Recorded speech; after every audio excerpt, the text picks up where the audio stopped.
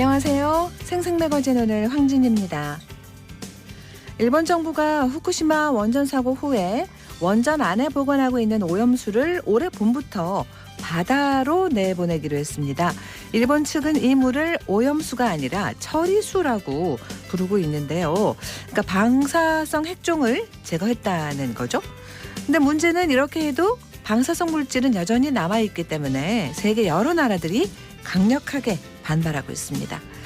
2011년 사고 후 후쿠시마 원전 내 저장된 오염수가 131만 톤으로 늘었다고 하죠.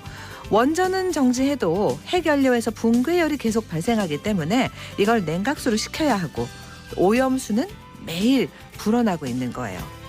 우리 정부는 전국 연안에서 해양 방사능 조사를 하고 있고 2월부터는 7곳을 더 추가해서 감시 결과를 투명하게 공개하기로 했습니다. 이렇게 후쿠시마 오염수 방류도 걱정입니다만 지금 우리 사회는 이 고준위 방패물 연구 처분장을 짓는 문제로 논란이 뜨겁습니다. 이제 곧 포화 상태가 되는 사용 후 핵연료를 처리할 수 있는 방패장 건설에 시급한데 우선은 원전 부지 내에 임시 저장하자는 특별법을 두고 원전 지역의 반발이 크거든요. 최근 열린 국회 공청회 소식 오늘 시사 초점에서 자세히 짚어봅니다. KBS 대구 1라디오 생생매거진 오늘 2월 6일 월요일 순서 시작합니다.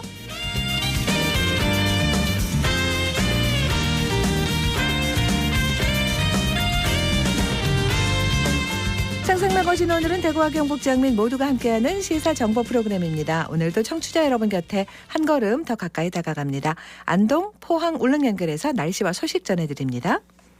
안동입니다. 오늘 아침 최저기온 봉화 8.2도, 안동 영하 6도를 기록했습니다. 낮 최고기온은 10도에서 14도까지 오르면서 전날보다 2도 정도 높은 10도 안팎을 기록해 비교적 포근하겠는데요. 아침 저녁으로 일교차가 커 감기 걸리기 쉬운 날씨입니다. 건강관리 유의해 주시고요. 현재 닷새째 건조주의보가 발효 중입니다. 기상청은 작은 불씨도 큰 불로 번질 수 있다면서 화재 예방에 유의해달라고 당부했습니다. 오늘 대기 정체로 초미세먼지 농도는 나쁨 수준을 보이겠습니다. 예천군은 오늘부터 28일까지 군용비행장 소음 피해 보상금 지급 신청을 받습니다. 신청 대상은 국방부에서 소음 대책 지역으로 지정한 예천읍과 호명면 일부 지역에 주민등록을 두고 지난해 1월 1일부터 12월 31일까지 실제 거주한 주민입니다. 군은 신청건에 대해 보상금액 산정 후 5월 31일까지 결정 결과를 통보하고 8월 31일까지 보상금을 지급할 계획이고요. 지난해 부득이한 사유로 신청하지 못한 주민들도 올해 신청하면 소급해서 지급할 방침입니다. 지금까지 안동이었습니다. 이어서 포항입니다. 오늘 아침 최저기온 1도, 낮 최고기온 14도로 일교차 크겠습니다. 시간대에 맞는 옷차림 잘 해주셔야겠고요. 오늘도 경북 동해안은 구름 많은 가운데 대기가 바짝 메말라 있습니다. 거의 한 달째 건조한 날이 이어지면서 곳곳에서 화재 사고도 발생하고 있는데요. 계속해서 불조심 해주셔야겠습니다. 코로나19를 겪으면서 세계적으로 백신, 치료제 등 바이오헬스 시장이 확대되고 관련 기술 개발의 중요성도 계속해서 커지고 있습니다. 이에 발맞춘 새로운 형태의 의학교육 프로그램을 통한 의사과학자 양성은 이제 국가적인 과제가 됐는데요. 포항시가 의사과학자 양성을 위한 연구중심 의대 설립에 한 걸음 더 나아가고 있습니다. 지난 3일 교육부, 포스텍과 함께 간담회를 열고 포스텍 연구중심 의대 설립을 향한 공감대 형성의 장을 마련했는데요. 특히 이번 교육부 장관 간담회는 지난해 11월 보건복지부 장관 방문에 이은 정부 부처의 두 번째 지역 방문으로 의대 정원 확대 결정과 의대 설립 인가의 최종 권한을 가진 관련 부처 모두가 이 포스텍 연구중심 의대의 공감대를 형성했다는 점에서 의미가 큽니다.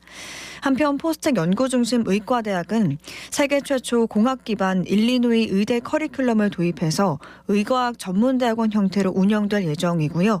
의과학 융합연구센터 건립과 함께 포항시의 역점 사업으로 추진되고 있습니다. 지금까지 포항이었습니다. 이어서 울릉입니다. 울릉도와 독도는 맑은 하늘 보이고 있습니다. 현재 기온은 어제보다 3도 높은 8도, 습도는 43%입니다. 동해 중부 먼바다에는 서풍이 불면서 0.5에서 1.5m의 잔잔한 물결이 일고 있습니다. 오늘 여객선은 정상 운항합니다. 울릉군의 오징어 축제와 눈 축제가 경상북도가 실시한 지정축제와 미색축제 공모사업에 선정됐습니다. 이번 공모사업은 경북에서 개최되는 85개 축제 중 내실 있고 완성도가 높은 축제를 우수축제로 지정해 문화관광자원으로 육성하고 지원하는 사업인데요. 지자체별로 축제 개최 계획서를 제출하고 프레젠테이션 발표 후 경상북도 지역축제심의위원회에서 축제 콘텐츠와 조직 역량 등을 평가해 최종 선정됐습니다. 울릉군 오징어 축제는 경북도 유망축제, 눈축제는 미색축제에 뽑혔는데요. 특히 이번에 14년 만에 열린 눈축제의 경우 인공눈이 아닌 자연눈으로 진행되는 점이 매력적이며 다양한 아이템들을 마련해 지속적으로 운영한다면 대한민국 대표 겨울축제로 발전할 가능성이 높다는 평가를 받았습니다. 울릉군은 사계절 관광에 맞는 관광 상품들을 늘려나가고 관광객들을 만족시키기 위해 계속해서 노력하겠다는 입장입니다. 지금까지 울릉이었습니다.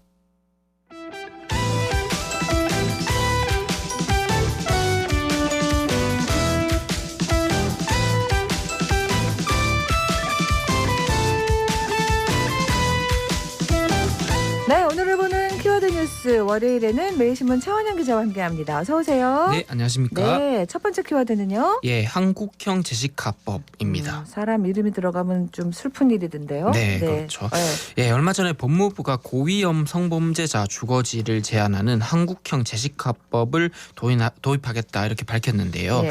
이 제시카법이라는 거는 지난 2005년이었습니다. 미국 플로리다주에서 일어난 아동 성폭행 살해 사건 이 피해자의 이름을 딴 법인데요. 현재 미국 30개 이상 주에서 시행 중인데 성범죄 전과자가 학교나 공원의 2,000피트 그러니까 약 610m 안에서는 살지 못하도록 제한한 법입니다. 네. 법무부가 이제 지난달 새해 업무 보고에서 이 범행을 좀 반복적으로 했거나 이 13세 미만 아동을 대상으로 성범죄 저지른 자를 대상으로 해서 네. 한국형 제시카법을 도입하겠다 이렇게 밝혔습니다. 그러니까 이제 그런 흉악한 성범죄자들로부터 아이들을 보호하겠다 네. 이제 그런 거잖아요. 예, 예. 그러니까 요즘은 성범죄자로 처벌을 받고 하면은 이제 네. 정보 공개를 하죠. 맞습니다. 네. 이 여성가족부는 성범죄자 알림이라는 사이트를 통해서 이 성범죄자 신상 정보를 공개하고 있죠. 이 매일신문이 성범죄자 알림이를 통해서 대구에 거주하는 성범죄자 138명의 주거지와 인근 초등학교 간 거리를 분석해 보니까 네. 이 중에서 77명 그러니까 56%가 이 초등학교 500m 이내에 사는 것으로 확인이 됐습니다. 대구 지역 성범죄자 2명 중 1명은 초등학교 500m 이내에 산다는 얘기가 됩니다. 네. 이 500m는 법무부가 한국형 제시카법의 이제 상한으로 제시한 거리거든요. 범위를 좁혀 봐서 이제 초교 300m 이내 어린이 보호구역에 사는 성범죄자는 50명, 36% 정도 됐습니다. 네. 이들 중 37명은 전자발찌를 착용하지 않아서 외관상으로 이 성범죄자인지를 알 방법은 없었고요. 그리고 어린이집과 유치원, 중고교를 포함하면 이 미성년 교육시설 인근에 사는 성범죄자는 더욱 늘어납니다. 그럼 이제 이런 어떤 법을 만든다는 거에 대해서는 네. 찬성하는 분들이 훨씬 많겠네요. 예, 일단 학부모와 시민단체는 대체로 환영한다는 반응이었는데요. 네. 이 초등학교 1학년 자녀를 둔 한 학부모는 이 학년이 높아질수록 이 자녀 혼자서 등하교를 해야 하는데 이 성범죄자가 학교 주변에 살고 있다면 두려울 것 같다라고 하면서 법 제정에 대해서 아주 긍정적으로 생각한다 이렇게 말했습니다. 네. 조승년 새싹 부모회 대구지회장은 이 입법 취지에 크게 동감한다면서 이 한국형 제시카법이 아이들을 보호할 수 있는 실질적인 법적 수단이 됐으면 좋겠다 이런 바람을 전했습니다. 네. 그 이제 형을 다 살고 네네. 나올 때가 되면 또 막 또 언론이 많이 또 이렇게 하고 걱정하는 분들도 많고요. 그렇죠. 예. 법 제정으로 가는 길이 어떨까요? 마냥 쉽지만은 않아 보입니다. 왜냐하면 헌법에 보장된 거주 이전의 자유 같은 기본권을 좀 제한하는 게 아니냐라는 지적이 있기 때문인데요. 예. 권오걸 경북대 법학전문대학원 교수는 이 헌법적인 관점에서 이 국민의 기본권을 지나치게 제한할 수 있다는 점, 그리고 법 감정이나 이 여론에 의해서 정책이 결정되는 것은 아닌지 경계해야 한다고 하면서 그래도 이제 재범 위험성이 높다고 판단되고 판단되면은 이 일정한 제한을 통해서 새로운 범죄를 예방하고 주민 불안감은 해소하는 것이 타당하다 이렇게 말했습니다. 네.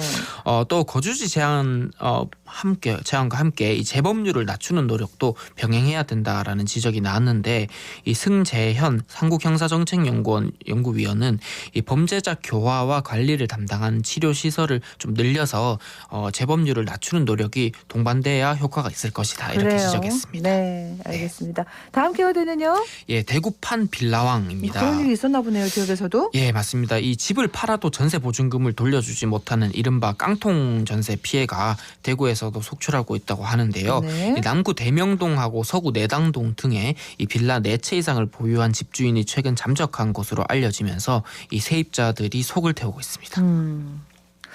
전혀 눈치를 못 채는 거죠. 예, 일단 뭐 사건 경위를 좀 살펴보면요. 네. 이 남구 대명동 한 다가구 주택 세입자 A 씨가 이 오는 7월 전세 계약 만기를 앞두고 있는데 지금 네. 보증금 한 5천만 원을 못 받을 처지에 놓였다고 합니다. A 씨는 분양받은 아파트가 있어서 중도금을 내야 하는데 눈앞이 깜깜하다고 호소를 하고 있고요. 네. 이 A 씨가 이상한 조짐을 느낀 거는 지난해 12월이었습니다. 이 수도 요금 장기 체납으로 단수 예정이라는 고지서를 발견을 했는데 이 집주인이 연락을 안 받았는데 처음에는 좀 대수롭지 않게 여겼다가 다른 세입자들 역시 집주인과 연락이 닿지 않는다는 얘기를 듣고 정신이 번쩍 들었다고 합니다. 네. 세입자들이 그래서 모여가지고 사실관계를 좀 확인하니까 문제의 심각성이 나타났는데요. 네. 17가구 규모의 이 다가구 주택 중 16가구는 전세 세입자였고 이 집주인과 연락이 닿은 이는 아무도 없었다고 합니다. 또 같은 건물에 사는 B 씨도 지난해 10월이 계약 만기였는데 보증금 1억 원을 돌려받지 못했고 지금까지 3개월째 이사를 못 가고 있습니다. 집주인은 다른 세입자들과 연락을 끊은 사이에 새로운 전세 세입자 또 C씨를 받았고 C씨 역시 1억 2천만 원 잔금을 치르자마자 또 집주인과 연락이 끊겼다고 합니다. 이 다가구 주택을 팔아도 네. 대출금이나 보증금을 지금 다 갚지 못하는 거잖아요. 그렇습니다. 이 다가구 주택 시세가 한 17억 원 선으로 추정되는데 이 금융기관에 잡힌 선순위 담보만 8억 4천만 원에 달하거든요. 시세에 맞춰가지고 매도 계약이 성사돼도 건물주가 얻을 수 있는 돈은 8억 원 남짓인 반면에 건물 전세 세입자 16가구 전세 보증금은 12억 원이나 돼가지고 이 건물이 만약에 경매에 넘어가면 네. 세입자 상당수가 빈손으로 나게 될 것 같습니다. 경매에 넘어가면 17억 원에서 깎이고 이렇게 될 수도 있거든요. 네. 그 세입자들에 따르면은 이 집주인은 또 계약서에 명시된 성순위 보증금을 허위로 적어가지고 임차인을 속이기도 했다고 합니다. 근데 이 집주인이 또 이 다가구 주택, 이런 빌라 이런 걸 여러 채 갖고 네. 있으면 더 문제가 되는 거죠? 맞습니다. 몇 채를 갖고 있다는 거예요? 예, 앞서 말씀드렸다시피 4채라고 네 하는데요. 채. 서구 내당동, 평리동, 달서구 송년동 등의 4채를 가지고 있다고 합니다. 네. 그래서 A 씨가 최근 내당동 빌라도 좀 조사를 해보니까 단수고지서가 붙었고 가압류가 들어왔다면서 이 확인된 세입자들의 보증금을 다 합치면 한 40억 원 정도 된다라고 했습니다. 어떻게 해야 돼요? 너무 막막하겠는데. 예, 일단 세입자들은 피해 사실을 취합해서 남부경찰서에 수사를 의뢰할 예정이고요. 네. 이 전문가들은 최근 전세 사기가 급증하고 있는 가운데 고가 전세 계약에 대한 주의를 당부를 했습니다. 한국공인중개사협회 관계자는 이 5천만 원 미만의 보증금은 이 국세와 동급으로 최우선 변제가 가능한데 그 이상은 못 받을 수 있다면서 이 계약 당시에 선순위 보증금 정보를 좀 보다 쉽고 정확하게 확인할 수 있는 제도 마련이 필요하다 이렇게 지적했습니다. 그 지금 이분을 찾을 수가 없는 거예요? 지금 뭐 찾을 방법이 없습니다. 수사기관에서 좀 찾아야 되겠죠. 그렇군요. 예, 네. 참 답답합니다. 네. 예, 다음 키워드는요? 예, 무임승차 연령 상향입니다. 안 그래도 대구시가 65세에서 70세로 만 나이로 네. 높이겠다고 했죠? 맞습니다. 네. 이 홍준표 대구시장발 무임승차 연령 상향 논의가 이 서울시하고 정부 등으로 확대되는 분위기인데요. 이 논의가 대구교통공사가 최근 무임승차 연령 상향에 대한 관련 데이터 분석에 나섰다고 밝히면서 시작이 된 건데요. 네.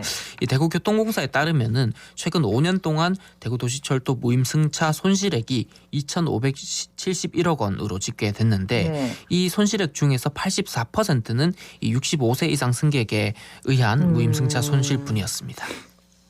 그러면은 무임승차 네. 연령을 이제 65세에서 네. 70세로 만약에 올린다면 예. 손실이 많이 줄어드는 거예요? 예, 올 2월 기준에 대구의 65세에서 69세 인구는 한 15만 900여 명 정도 되는데 네. 이 65세 이상 전체 인구 중에서 34.8%에 해당하거든요. 그래서 단순 계산을 해보면 이 손실분 중에서 34.8%는 150억 원이기 때문에 이 정도 손실분이 줄어들 여지가 있다는 계산이 됩니다.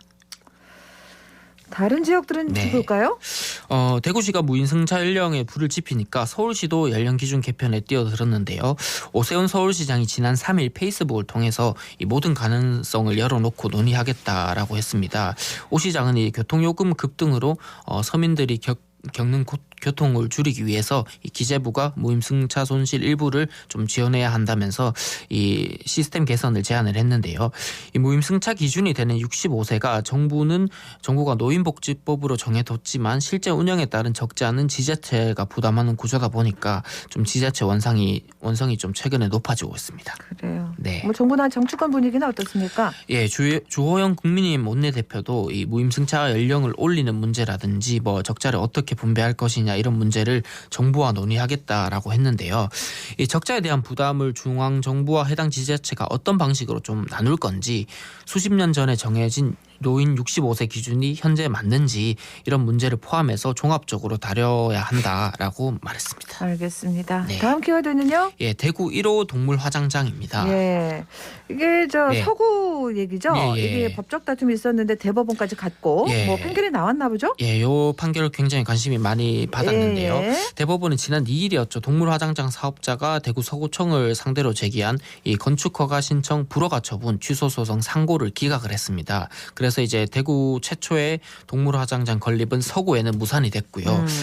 자연스럽게 달성군이 추진하고 있는 게 있습니다. 달성 반려동물 테마파크. 이게 이 지역의 반려동물 양육 가구 사이에서 대구 1호 화장장이 될지 관심사로 그렇군요. 떠오르는 상황인데요. 네네. 이 화장시설, 충무시설, 뭐 수목장지 같은 것들이 들어설 달성 반려동물 테마파크는 이제 2024년쯤 착공해서 2026년 완공될 예정입니다. 네, 이거 서구는 주민들 반대가 컸는데 달성군은 어떻게 잘 될까요? 예, 일단 쉽지만은 않을 것 같아요. 네. 이 달성군이 70억 원 정도를 들여서 현풍에 이제 지으려던 공설 이 반려동물 테마파크가 역시 인근 주민들의 반대에 부딪혀서 현재는 좀 숨 고르기에 들어간 상황인데. 반려동물 테마파크도 그렇게 반대 부딪혔군요. 예, 어쨌든 화장장이 있으니까요.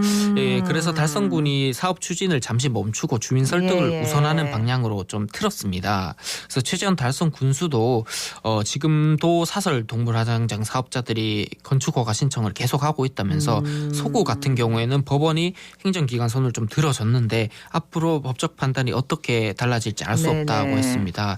그래서 달성 반려동물 테마파크는 다른 지역과는 달리 군립으로 추진을 하기 때문에 주민들에게 많은 혜택이 돌아갈 것을 약속한다고 했습니다. 알겠습니다. 예. 오늘 소식은 여기서 마무리해야겠어요. 고맙습니다. 네, 감사합니다. 네, 오늘을 보는 키워드 뉴스 매일신문 차원영 기자와 함께했습니다.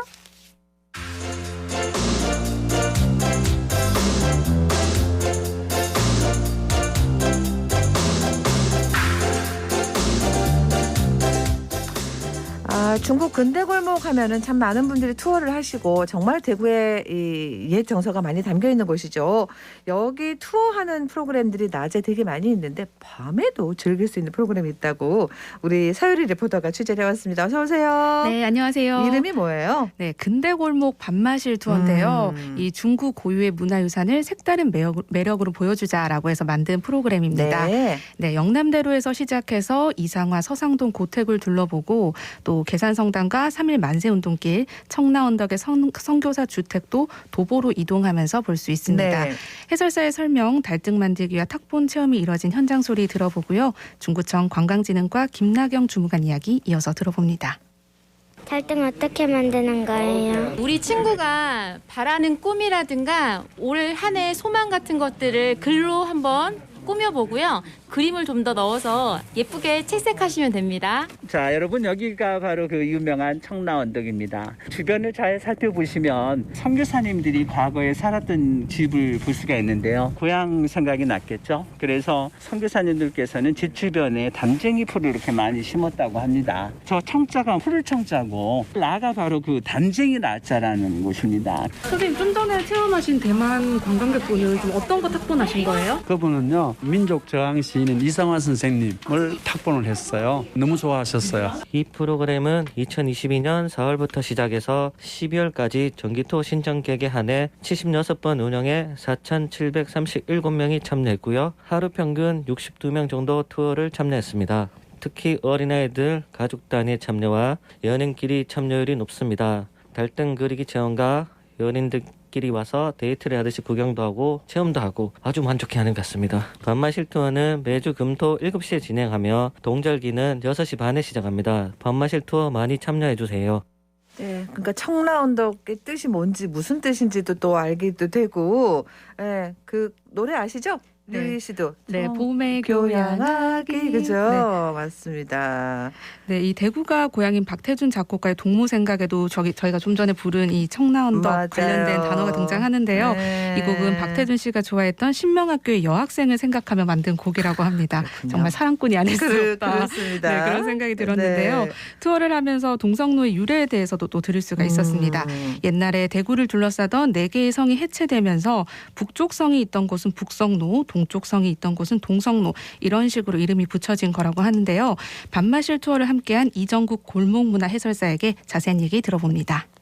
밤이라서 많이 추운 편이었는데도 밤마실을 참여하기 위해서 오신 분들이 계셔서 상당히 기쁘고, 또 오늘은 좀 특별한 날이었다고 하면 대만 분도 오시고 미국인도 한번 오셔서 오늘은 정말 글로벌한 밤마실이 아니었나 싶어요. 대구 중구에는 각 골목에 보면 숨어있는 관광지가 상당히 많은 편이에요. 이상화 서상돈 선생님의 고택을 중심으로 해서 또 주변에 알려지지 않는 그런 관광지가 있어요. 선교사님들이 살았던 주택이라든가 청라언덕이라고 하는 곳도 있고, 계산성당이라는 곳도 있고, 또 최초의 교회였던 제일교회도 있고, 숨어있는 이런 관광지들이 같이 다 연계가 잘 되어 있습니다.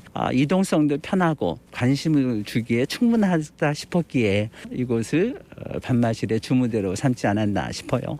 밤마실은 금요일과 토요일 밤에 이루어지기 때문에 대구 시민들은 꼭 한번 이 밤마실을 한번 오셔서 내가 몰랐던 대구의 역사를 한번 찾아보시고 그 일주일간의 피로를 좀 풀어보시는 것이 어떤가 싶고, 대구가 아닌 다른 지역에 사시는 분들은 백문이 불여일견이라고 금요일과 토요일 시간을 한번 유익하게 보내보고 싶지 않으세요? 밤마실이 딱 맞는 장소입니다. 한번 오세요. 외국인 관광객도 있던데요, 보니까. 뭐 이 대화하고 이런 건 잘 되나요? 타이완에서 온 관광객들 중 한 명이 영어를 할 줄 알아서 이 해설사님이 영어로 설명하면 그 관광객이 같이 온 친구들에게 중국어로 다시 전해주는 방식으로 정말 글로벌한 방법은 있습니다. 네, 네. 방법으로 진행이 됐습니다. 호기심 가득한 얼굴로 좀 궁금한 거 질문도 하고 이렇게 대구를 제대로 즐기고 있었는데요. 밤마실 투어의 마지막 코스인 서문시장 야시장은 아쉽게도 이 추운 날씨 탓에 3월부터 재개가 될 예정이고요. 4월에는 계산예가에서 신앙송과 음악 공연도 열린다고 하니까요. 네. 또 다가올 봄도 기대를 해봅니다. 그래요. 네, 이어서 투어 참여객들의 이야기 들어보시죠. 대구 남구에 살고 있는 시민입니다. 보통 낮에는 일상이 바쁘잖아요. 그런데 이제 밤에 이렇게 조용히 해설사의 설명을 들으면서 평상시에 못 봤던 것, 못 느꼈던 것들을 이렇게 이야기를 들으면서 야경을 볼 수 있어서 좋았던 것 같습니다. 밤에 되면 왠지 차분해지고, 제가 이렇게 말을 천천히 하는 사람도 아니지만 갑자기 이렇게 말을 조금 천천히 하게 되는 그런 것 같아요. 가족들 간에 이렇게 오는 건 굉장히 좋은 것 같아요. 이렇게 같은 걸 보고 같은 걸 느끼고 굉장히 좋은 것 같습니다. 달등 그리기가 굉장히 좀 인상적이죠. 우리가 이렇게 평상시에는 그림 그리는 그런 거 잘 못하잖아요. 재능 있는 사람들만 한다고 생각하는데 왠지 거기 앉으면 다 화가 같이 뭘 그릴 수 있고 그리고 그걸 또 등으로 들고 다닐 수 있으니 굉장히 고풍스럽고 그래서 굉장히 좋은 것 같아요. 그리고 영남대로를 아까 걸어왔는데 거기가 이제 영남대로라는 게 옛날에 이제 과거길이라는 거. 그래서 평상시에는 아무 생각 없이 다니다가 설명을 듣고 걸으면 왠지 나도 과거 시험 치러 가야 될 것 같고 뭐 그런 생각이 들죠. 안녕하십니까, 최하은입니다. 지하철에서 밤마시를 따로 홍보하는 코너가 있었습니다. 그래서 신청이 되었습니다. 계산동 성당도 그렇고 제일교도 그렇고 낮에는 잘 몰랐는데 밤에 와보니까 분위기가 좀 있어서 좀 매력적이었습니다. 소상동 고택에서 그림 그리는 것도 한번 체험해보고 다른 사람들과 같이 즐거운 대화가 있으면 좋겠습니다. 네, 대구의 옛 역사를 만날 수 있는 근대 골목 밤마실 투어를 통해 올해는 좀 더 많은 분들이 대구의 매력 느껴보면 좋겠습니다. 그래요. 잘 들었습니다. 네, 고맙습니다. 네, 서유리 리포터였습니다.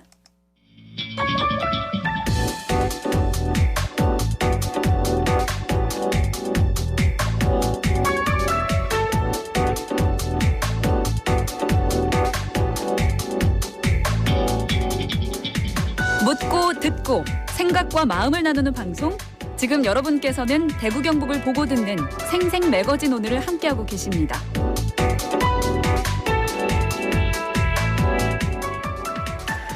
원전을 가동하고 나면 나오는 이 고준위 방사성 폐기물, 이걸 어디에 어떤 방식으로 저장을 할지 공식적인 논의가 속도를 내고 있습니다. 최근에 국회 산자위가 이 관련 특별 법안 3건을 두고 공청회를 했어요.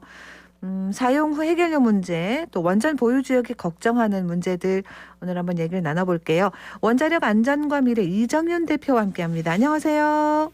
예, 안녕하세요. 네. 이정윤입니다. 네. 그 원전 확대 얘기가 최근에 많이 나오잖아요. 근데 이 원전에서 나오는 방사성 폐기물 관리는 어떻게 되고 있는가, 이 부분에 대한 얘기 나왔던 이해는 충분치 않은 것 같아서 일단 그 설명부터 좀 해주시겠어요? 예, 사용 해결료가 원자로에서 나오면 잔열이 상당하기 때문에 수조 내에 5년 정도 냉각시켜야 되는데 네. 그 이후에는 안전한 곳에 저장해야 되지만 지금 처분장 부지가 없어요. 그래가지고 따로 저장할 곳이 없으니까 그냥 냉각용 임시 수조에 40년 이상을 저장하고 있는 취약한 상황입니다. 어떻게든 조치가 돼야 됩니다. 예. 40년 동안 지금 그러면 이제 임시 저장소에 설치돼서 얘를 어디 옮겨야 되는데 이 얘기인 거죠? 예, 옮길 데가 없어요. 옮길 데가 없다. 예. 그 저장을 지금 임시 보관하는 데는 어딘데요? 발전소 내에 있습니다. 아, 각 지역의 발전소마다 있는 거예요? 예, 소내 임시 저장조가 있습니다. 수조가. 네. 네, 거기에 그냥 저장하고 있는 상태고 월성은 맥스터라고 건식 저장을 하고 있는 상황입니다. 그런 것도 잘 어떤 정확한 건 일반인들은 모르니까 말이죠. 건식 여러 가지 종류가 있나 봅니다. 그 해결료 사용 후 폐기물 저장하는 방식도 그런 모양인데요. 지금 임시 저장하는 곳에는 어느 정도 이게 차 있는 건가요? 지금 이제 아까 말씀드린 것처럼 임시 저장을 하는 곳에 임시 저장이 아닌 40년 이상을 저장한다는 것은 임시 저장이 아니잖아요. 또 그렇네요. 원칙적으로는 다 초과됐다고 봐야 됩니다. 네. 그래서 경납 건물 자체는 방산 차폐도 하지만 외부에서 미사일 충돌 대비해서 120cm의 두께로 육중하게 설치돼 있거든요. 예. 근데 임시 저장소는 벽체가 40cm밖에 안 돼요. 그래서 굉장히 취약하니 빨리 안전한 데 저장해야 되는데 이렇게 그냥 저장하는 거를 원하니까 그냥 승인해 준 것도 납득할 수 없는 일이죠. 그러니까 제가 조금 전에 드린 질문이 어느 정도까지 차 있는 건가를 여쭤본 거였거든요. 이미 저장 용량은 다 초과됐습니다. 아, 초과됐다. 예. 그냥 임시 저장기에 꽉꽉 눌러가지고 저장하고 있는 상태입니다. 좀 전에 경주 월성 같은 경우는 건식 저장 시설 맥스터라는 걸 지어서 거기다 보관하고 있다 이렇게 얘기하셨거든요. 예. 이건 언제 지어가지고 또 한 거예요? 이거는 91년부터 저장한 건데 2030년쯤이면 다 예. 차를 걸로 지금 돼 있습니다. 그래서 수명 연장을 지금 하고 있잖아요. 네. 추진을 하고 있는데 그렇게 되면 추가로 더 해야 될 상황입니다. 그래서 현재로서는 2030년쯤이면 포화된다고 봐야 되겠습니다. 예. 그래서 뭐 한수원이 추가 건설하겠다면 이런 얘기 나왔다던데요? 예, 그래서 이제 2030년 이후에 수명 연장을 하게 되면 저장 공간이 없으니까 또 짓겠다 이런 얘기거든요. 근데 우리가 고민해야 될 게 저장 공간만 따지다가 안전을 놓치고 있어요. 그래서 초기 사일로 형태로 지은 것은 이미 30년이 넘어서 수명도 다 되고 낡아서 고독성 방사능 가스가 흘러나올 가능성이 높은데도 검사하기도 정비하기도 어렵습니다. 그래서 어느 누구도 이 문제를 말하고 있지 않아서 걱정입니다. 시민사회에서 이 문제는 좀 따져봐야 될 것 같습니다. 예. 그래요. 그 경주 지역도 대구에서 이제 가까운 곳이니까 그쪽을 보고 얘기를 계속 좀 해보면 뭐 탈원전 시민단체 이런 분들이 계속 활동을 하시잖아요. 그 여러 가지로 뭐 이렇게 행정 소송도 내고 이렇게 하는데 이게 또 잘 안 되는 모양이더라고요. 예, 그죠? 그렇습니다. 뭐 전 진척이 잘 안 되고 있는 것 같아요. 어떻게 됐든 간에. 그렇군요. 그 원전은 계속 돌리고 더 짓는다 그러고 그러면 방폐물은 더 나오고 이제 그렇게 할 텐데 영구 처분 시설 없이 임시 저장만은 할 수 없다는 거에는 아마 다 동의를 하실 텐데. 근데 이게 지금 그러니까 계속 논의는 해왔겠지만 뭔가 지금 결론을 내리고 방법을 찾지 않으면 정말 안 되는 거 아니에요, 그죠? 예, 답이 이미 다 나와 있다. 그러니까 이제 그 짓기만 하면 된다. 그러니 주민들을 설득하면 되겠다 이런 얘기를 하거든요. 근데 그거는 과학자적인 교만이고요. 왜냐하면 10만 년 저장해야 되는데 과학적 검증이 사실 어려우니까 실제 답이 없다고 봐야 됩니다. 그러니까 이런 검증에 주민이 참여하고 실제 어느 정도 아는지 우리가 어느 정도는 또 모르는지 모든 걸 공개해서 전 국민이 알도록 해야 되는 것이 논의의 출발점이라는 거죠. 지금처럼 덮어놓고 그냥 설득하는 상태로 가면 신뢰를 줄 수가 없고요. 또 한 가지는 단지 법으로 밀어붙이는 것은 민주적이지도 않고 책임자인 국민들을 대하는 올바른 태도가 아니다. 그리고 신뢰가 부족하면 진행하기 어렵다. 저는 그렇게 봅니다. 시간이 무한정 걸릴 수도 있다. 이렇게 보는 거죠. 그래요? 안타깝습니다. 지금 그 고준위 방패물 특별법 이런 것들 발의돼 있는 것들이 있다고 한 3가지 정도 된다고 들었습니다만 다 뭐 말씀하신 그런 내용들이 들어 있겠죠? 예, 지금 뭐 일단 법으로 총리 소속으로 고준위 방패물 폐기물 위원회를 설치해서 운영을 하자. 그리고 그분들이 실질적으로 조직으로 총리 소속이니까 범부처 간 의견을 조율할 수가 있고 또 주민 투표를 통해서 예비 후보지를 선정해서 최종 확정하는 그런 내용이 담겨 있습니다. 근데 이제 영구 처분장을 만들기 전까지 원전 부지 내 이제 저장 시설을 설치한다는 내용이 있어서 이것이 시민사회에서 굉장히 우려하는 거고요. 이인선 의원안은 방패장을 유치 지역에 특별 지원을 하고 인센티브 제공하자 이런 물론 지역구가 쪽이라는 것인지 그렇게 얘기를 하고 계시고요. 김영식 의원안은 2050년부터 운영할 수 있다 이렇게 이제 학계가 그렇게 얘기한 걸 그대로 담아서 하는데 사실 이거는 법으로 정해서 강제하자는 의미도 있고 상당히 우려되는 안입니다. 설계 수명에서 연장된 계속 운전 기간에도 계속 나오잖아요. 그러니까 고준위 방패물을 계속 또 늘려갈 수 있게 한다는 것이 과연 또 다른 부지를 선정하는 것이 이렇게 쉬운 일인가 이런 게 대해서 좀 우려되고요.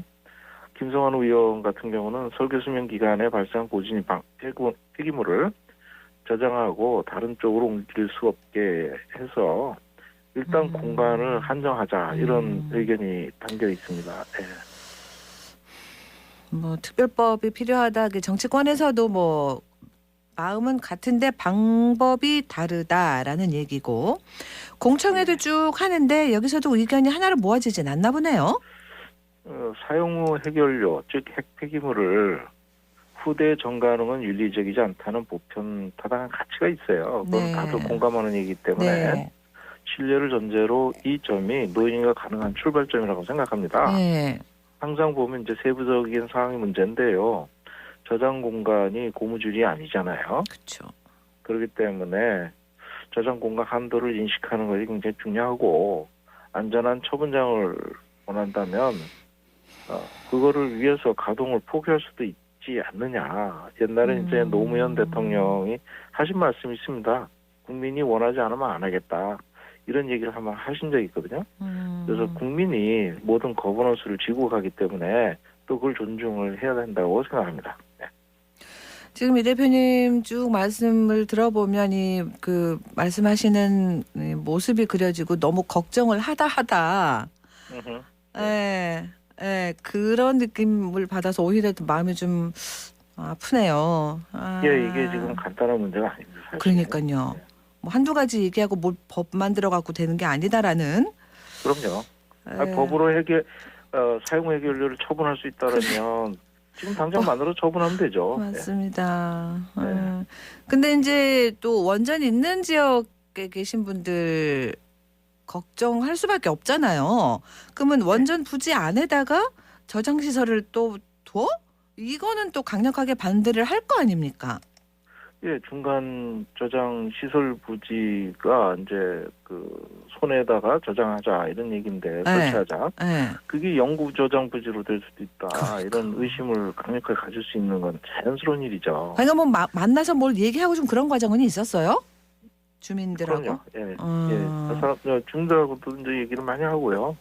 강도 좀 하고 얘기도 좀 듣고 있습니다. 그런데 실제 상황 으로서 이제 굉장히 우려하는 분이고 법에 한시적으로 기간을 정하자. 그래서 이제 이런 얘기가 나옵니다.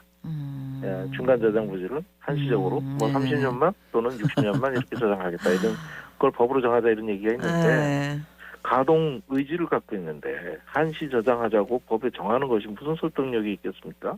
나중에 또 늘리자는 것은 또 법을 고쳐서 또 늘리자는 얘기고 이율배반적이죠. 이게 쟁점이 심한 쟁점이 될 것 같습니다. 근데 전국에 그 지역마다 원전이 있잖아요. 그럼 이제 그 원전이 있는 곳들은 다 그러지 않을까요? 고준희 방패장 우리 지역엔 안 돼 이렇게 얘기 또 할 거 아니에요.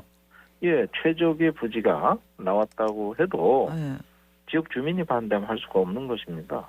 또한 중앙 저장 방식으로 했다 하더라도 전국에 있는 해결료가 전국을 거쳐서 이동하잖아요. 그렇기 때문에 정보를 투명하게 공개하고 지역 주민과 국민의 결정을 따라야 되는 민주적인 합의 추진 방식 외에는 다른 방법이 없다고 생각합니다. 아, 그렇군요.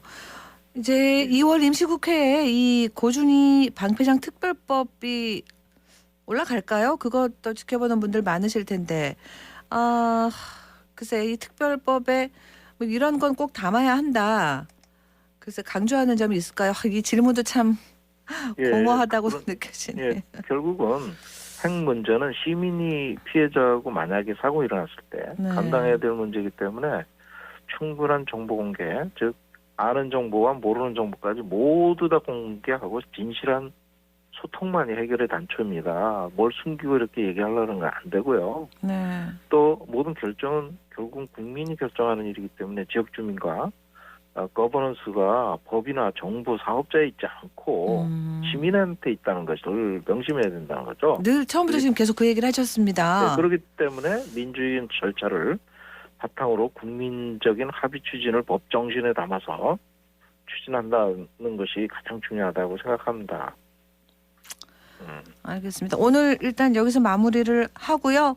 저희가 또 임시국회 어떤 상황이 어떤지 또 한번 알아보고 또 필요한 도움 말씀은 좀 쭉 들어야겠다 이런 생각이 듭니다. 오늘 말씀 여기서 마무리할게요. 고맙습니다.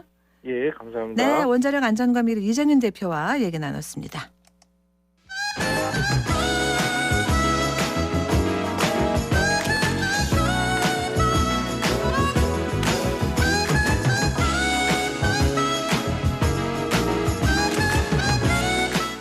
네, 11시 44분으로 갑니다. 정치 알아야 바꾼다. 정치 알바 김수민 시사평론가와 함께합니다. 안녕하세요. 네, 반갑습니다. 예, 오늘 국민의힘 얘기를 좀 해야 될 텐데 전당대회 상황이요. 안철수 의원이 지금 공세를 받고 있습니다.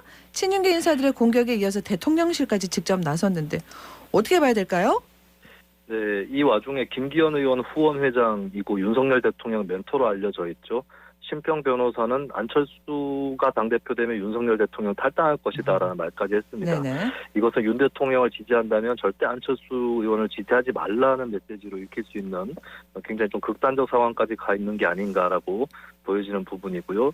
급기야 대통령실 이진복 정무수석 또 정진석 비대위원장까지 안철수 의원에 대해서 경고를 하고 나섰는데 윤핵관과 윤석열 대통령을 분리하려고 했던 안철수 의원 전략이 먹히지 않고 있다.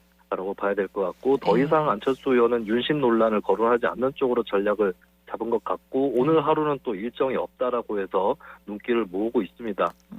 앞으로 추가 공격은 면할 수도 있겠지만은 압박에 굴복했다 이런 인상을 남기는 것 또한 사실이라고 볼 수 있겠고요. 국민의힘 전당대회는 아직까지 한 달 넘게 남아 있는데 안 의원이 끝까지 버텨낼지 또 버텨낸다면 어느 수준일지 궁금한 상황으로 치닫고 있습니다.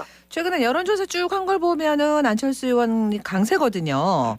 그러면은 이게 대통령실하고 친윤계 공격이 국민의힘 경선 주자들 지지율에 어떤 영향을 줄까요? 안철수 의원을 현재 지지하고 있다는 시민들 중에 자신이 친윤이라고 생각하는 쪽은 김기현 의원에게 이동을 할 수 있겠고요. 네. 이런 이동 추세가 뚜렷해지면 안 의원은 힘을 잃을 것이다. 낙선이 기정사실화된다라고 볼 수 있습니다. 네. 반대로 안 의원 지지율이 버티거나 상승한다면 윤 대통령에게 큰 타격이 될 수 있다고 보여지고요.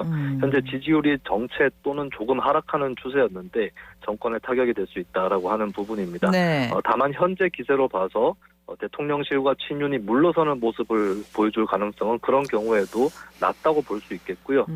그리고 안 의원이 여론조사에서는 선전을 하더라도 당원 표심과 일반 지지층의 생각은 다를 수 있기 때문에 당원들 사이에서의 여론도 지지 여론도 높을 것이다 이렇게 속단할 수는 없을 것 같습니다. 이제 내홍이 이렇게 크고 갈수록 더 커지게 되고 이러면은 국민의힘 같은 경우도 완전히 큰 변화를 겪는 거 아닌가? 뭐 이런 얘기도 나옵니다. 네, 윤 대통령의 당내 장악력이 굉장히 커 보이기 때문에 심평 변호사가 일례로 들었던 윤 대통령이 탈당할 사태 이것은 가능성이 상당히 낮아 보이고요. 거꾸로 그동안의 친윤계 공격을 받았던 이준석 전 대표, 유승민 전 의원, 나경원 전 의원 그리고 안철수 의원이 오히려 총선을 앞두고 탈당해야 할지 고심에 몰리는 그런 사태도 어느 정도 예견할 수 있을 것 같습니다. 네. 더군다나 총선 공천이 장담이 안 되면 보장이 안 되면 그렇게 될 것이라고 보여지겠고요. 그리고 이제 국민의힘 입장에서 당이 갈라지는 사태로 갈 수 있는 어떤 극명한 상황을 가정하자면 안철수 의원이 지지층 여론조사에서는 계속 강세인데 경선에서 탈락한다. 이러면은 분당 가능성이 극대화된다라고 볼 수 있겠고요. 그리고 이재명 대표 쪽 사법 리스크 때문에 민주당 쪽에서도 분화 가능성 거론이 되고 있는데 이쪽에서 분화가 되면 저쪽에서도 분화가 되는 이런 현상까지도 좀 내다볼 수 있다. 그래서 올 한 해도 한국 정치에 중대한 고비들이 찾아올 것으로 그렇게 전망이 됩니다. 이 윤석열 대통령 얘기가 나와서 그런데 역술인 천공 개입 의혹이 제기가 됐잖아요. 부승찬 전 국방부 대변인이 윤석열 정부 출범이 준비되던 그때 천공이 육군 참모총장 공관에 다녀갔다면 이런 얘기도 했고 그래서 대통령실은 또 이 부 전 대변인 고발도 하고 그랬었습니다. 네, 앞서서 김종대 전 정의당 의원이 이런 주장을 한 적이 있었고 당시에도 대통령실이 고발을 했었는데요. 부승찬 전 대변인 회고록 내용을 통해서 어떻게 그런 첩보를 입수했는지 알 수가 있게 되었습니다. 남영신 당시 육군 참모총장이 화장실에서 부 전 대변인을 불러가지고 천공과 김용현 현 대통령 경호처장이죠. 이 두 사람이 육군 총장의 공간을 함께 다녀갔다는 보고를 부사관에게 받았다라고 말한 것이고 어떤 이유인지는 현재로서는 알 수 없지만 부사관 쪽은 이제 인사 조치가 있었다라는 그런 소식도 있었습니다. 이게 이제 사법 대응까지 있었기 때문에 중대한 사안으로 비화가 됐고요. 이렇게 된 이상은 진상을 밝혀야 되지 않느냐는 얘기가 나올 수밖에 없습니다. 사실이라면은 윤석열 정부는 탄핵까지도 거론될 수 있는 중대 위기, 그러니까 비선 실세 의혹이 또 나오는 것이죠. 그리고 사실이 아닌 경우에는 김종대 전 의원이나 부승찬 전 대변인 처벌받을 수도 있는 일인데 김종대 전 의원은 또 다른 목격자가 육군 말고 국방부에도 있다라고 하는 추가적인 주장까지 내놨습니다. 네. 그렇다면은 진상을 가려야 되는 그런 필요성이 커졌다고 볼 수 있겠고 예. 이 육참 총장 공간 쪽의 CCTV 기록을 대통령실이나 정부에서 나서서 공개할 필요성이 점점 높아지고 있는 그런 상황입니다. 알겠습니다. 지난주 금요일이었습니다. 3년 넘게 진행됐던 조국 전 법무부 장관 재판 1심 선고가 나왔어요. 내용 좀 정리해 주세요. 네, 딸 관련 입시 비리는 배우자인 정경심 전 교수 재판 때 이미 인정이 됐던 부분인데 이번에 아들 관련 입시 비리까지 추가로 인정이 됐습니다. 그리고 부산대 의전원 장학금 같은 경우는 성적이 나쁘고 집안 경제 사정은 나쁘지 않은데도 장학금을 받았던 것이 의혹이 됐었는데요. 직무 관련성, 대가성이 인정되지 않아서 뇌물죄는 무죄가 나왔습니다. 다만 청탁금지법 위반에는 해당한다는 판결이 나왔고요. 유재수 전 경제부시장 비위감찰을 무마했다는 의혹에 대해서 특별감찰반 반원들의 감찰에 대해서 직권을 남용해서 권리 행사를 방해한 것이 유죄로 인정이 됐습니다. 그리고 정경심 전 교수가 사모펀드 투자 사명계좌 관리한 것을 재산 신고를 안 했던 부분은 조 전 장관이 알았다고 입증할 만한 증거가 없기 때문에 무죄로 판결이 내려졌습니다. 일단 징역 2년의 법정 구속은 면했는데 이게 어떤 의미가 있을까요? 네, 집행유예가 붙지 않은 이유는 반성과 혐의 인정이 없었기 때문이라고 봐야 될 것 같고요. 재판부는 입시 비리 범행하고 직권남용에 대해서 죄질이 불량하고 죄책이 무겁다라고 밝혔습니다. 네. 근데 형량이 2년이 높은 편인가라고 했을 때 사실 대법원에서 양형위원회를 만들어서 형량에 대한 기준을 이미 권고를 했었거든요. 네. 조 전 장관 같은 경우에 7개 혐의에서 유죄가 나왔는데 이 중에서 이제 3가지 정도를 놓고 형량을 계산을 합니다. 제1범죄, 제2범죄, 제3범죄를 놓고 계산을 하는데 제1범죄를 업무방해로 칠 수 있는 거거든요. 네. 업무방해는 징역이 6개월 내지 1년 6개월인데 상당한 기간에 걸쳐 반복적으로 범한 경우에는 1년 내지 3년으로 올라갈 수 있습니다. 그러니까 업무방해만 놓고 봐도 3년까지도 처벌 가능한 것이다라고 본다면 네. 형량이 그렇게 세다라고 볼 수는 없을 것 같고요. 또 법정 구속도 면하기도 했는데 재판부는 정 전 교수가 복역 중이기 때문에 배우자 복역 중인 것을 또 감안했다라고 밝히기도 했습니다. 네. 자, 조국 전 장관은 일단 재판 결과를 겸허하게 받아들인다라고 하고 그러면서도 유죄를 인정하거나 사과하지는 않았습니다. 그러면서 무죄 받은 부분 얘기를 했던데 이거 어떻게 보셨어요? 네, 요 유죄 무죄 개수에 대해서 좀 혼선이 있을 것 같은데요. 예. 이 기준에 따라서 달라집니다. 그러니까 죄목을 기준으로 했을 때는 12개 혐의 중에 7개에 걸쳐서 유죄가 나왔고요. 사건 기준으로는 20개 중에서 11개가 유죄가 나왔다라고 볼 수 있습니다. 그리고 조 전 장관이 입시 비리 유죄가 나왔는데 본인이 직접적으로 문서를 위조한 것 때문에 유죄가 나왔거든요. 네. 이 부분에 대해서는 언급하지 않았다라고 하는 것이 지적이 되고 있고요. 그리고 사모펀드 문제에서 무죄가 나왔다. 배우자도 거의 무죄다 이렇게 밝혔는데 사실 정경심 전 교수는 이미 차명 계좌라든지 또 범죄 수익 은닉이라든지 미공개 정보 이용으로 이미 사모펀드 관련해서 유죄를 선고받은 바 있습니다. 네. 또 조 전 장관이 장관 후보자 시절에 오촌 조카 조범동 씨에 대해서 펀드 운용 일체에 관여하지 않았다라고 주장을 했는데 조범동 씨와 코링크피 실소유주로 밝혀지고 징역 4년을 선고를 받았기 때문에 사모펀드 문제에 있어서 이제 조 전 장관은 무죄가 나왔지만 다른 인물들은 문제가 없다거나 무죄다 이렇게 주장을 할 수는 없을 것 같습니다. 그래요. 조 전 장관은 항소 의사를 밝혔고 그럼 앞으로 이제 2심 또 3심 대법원 판결까지 갈 텐데 혹시 뭐 유무죄 판단 바뀔 여지가 있어요? 네, 일단 입시 비리 같은 경우는 조 전 장관이 그동안 진술 거부권을 행사를 해왔고 똑같이 행사를 할 경우에는 유죄 결과가 뒤집어지기 어렵다, 불가능하다 이렇게 봐야 될 것 같습니다. 다만 좀 더 치열한 공방의 소지가 남아있는 것은 유재수 감찰 무마, 직권 남용에 대한 부분이 될 것 같은데요. 네. 감찰 필요성이 분명해 보이는 과정에서 정치권 로비를 받고 특별 감찰을 중단시켰다. 이 스토리가 사실이라면 직권남용은 계속 유지가 되겠고 반면에 조 전 장관이 당시에 입수했던 의혹이 심각하지 않았고 특별감찰 반원들도 어느 정도는 동의했다. 이것이 입증된다면 무죄로 나올 가능성이 남아있겠습니다. 그래요. 자, 이어서 그럼 더불어민주당 소식으로 가보겠습니다. 지난 주말에 윤석열 정권을 규탄하는 장외 집회가 있었고 민주당 의원 100여 명이 참석을 했다. 자, 이 장외 집회가 정치권에 줄 영향 어떻게 보십니까? 일단 민주당의 다수파는 이재명 대표 쪽의 친명계다라는 것은 보여준 것 같습니다. 지난주에 비명계를 주축으로 해서 민주당의 길이라는 단체가 출범을 했는데 예. 공교롭게도 일단 이재명 대표 쪽에 우세 이쪽이 확인이 된 것 같고요. 다만 외연 확장 효과, 그러니까 당의 지지세 자체가 넓어질 것이냐 했을 때는 현재 이재명 대표의 사법네트 대응용으로 읽혀지는 대목도 있기 때문에 이 부분에 대해서는 아직까지 속단할 수는 없을 것 같습니다. 그리고 공교롭게도 장외 집회 중이지만 관전 포인트는 오히려 국회에 넘겨지게 되는데요. 왜냐하면 민주당이 오늘 밝힌 바로 이상민 행정안전부 장관에 대한 탄핵 소추를 추진을 하기로 했고 또 영부인 김건희 씨에 대해서도 특검을 추진을 하기로 했거든요. 이것은 국회에서 처리가 되는 것이기 때문에 여론을 어느 정도 찬성을 이끌어내서 국회에서 관철시켜낼 수 있을지, 그러니까 장외 집회보다는 오히려 국회 내에서의 어떤 결과 이런 것들이 더 귀추가 주목된다고 볼 수 있겠습니다. 그 이재명 대표에 대한 수사 지금 쌍방울 그룹 대북 송금 문제가 이슈로 떠올랐는데 이 사법 리스크가 어떻게 될까요?